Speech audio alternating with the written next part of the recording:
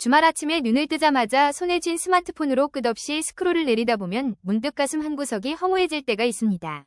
아무 생각 없이 누른 좋아요와 의미 없는 댓글들, 그리고 몇 시간 동안 켜놓았던 영상들의 기록이 과연 나라는 사람을 어떻게 정의하고 있을지 혼란스럽기도 합니다.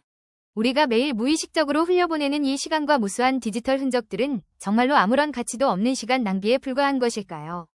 많은 분들이 주말 아침 소파에 누워 스마트폰을 만지작거리며 비슷한 피로감과 죄책감을 동시에 느끼곤 하십니다.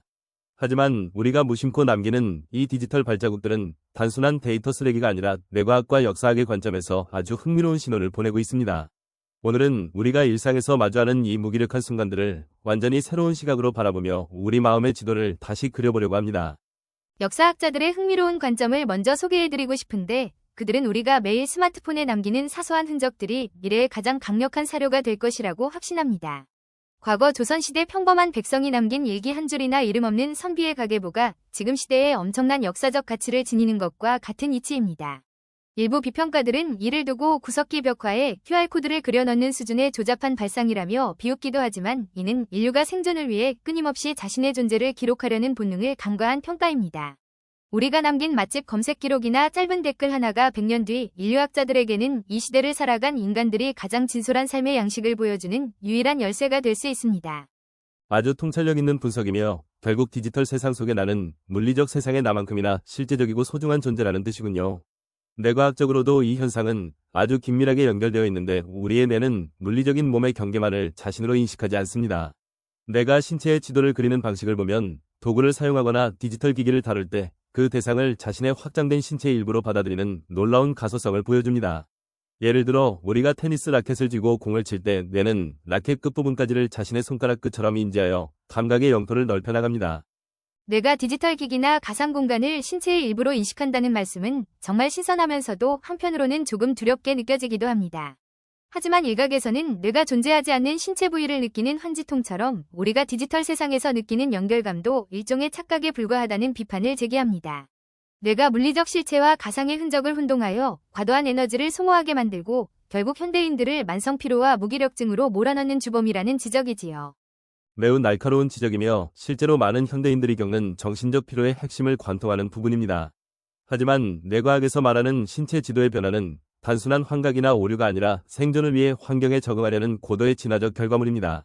뇌의 특정 영역을 자극했을 때 존재하지 않는 감각을 생생하게 느끼는 것은 뇌가 주변 환경과 상호작용하기 위해 끊임없이 지도를 재구성하고 있음을 증명합니다.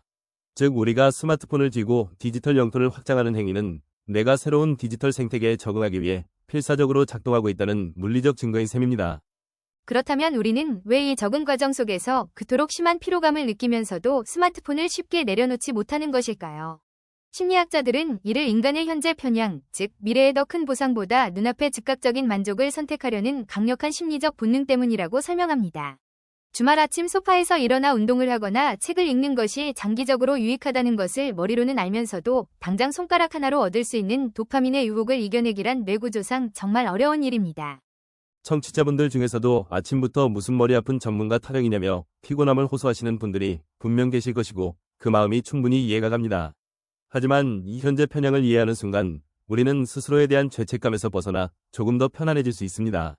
내가 게을러서가 아니라 인류가 수만 년 동안 척박한 환경에서 생존하기 위해 진화시켜온 뇌의 자연스러운 방어 기제가 작동하고 있는 것뿐이니까요. 우리가 소파에 누워 멍하니 보내는 그 시간조차도 사실은 과부하된 뇌가 스스로를 보호하기 위해 에너지를 최소화하려는 눈물겨운 노력의 과정입니다.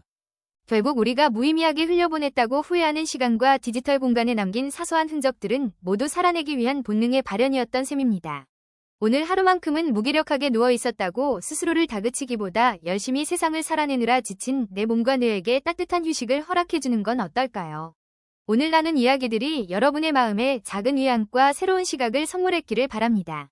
그렇습니다. 우리가 매 순간 치열하게 고민하고 방황하는 그 모든 발자국들이 결국 가장 인간다운 역사를 만들어가는 소중한 과정이니까요.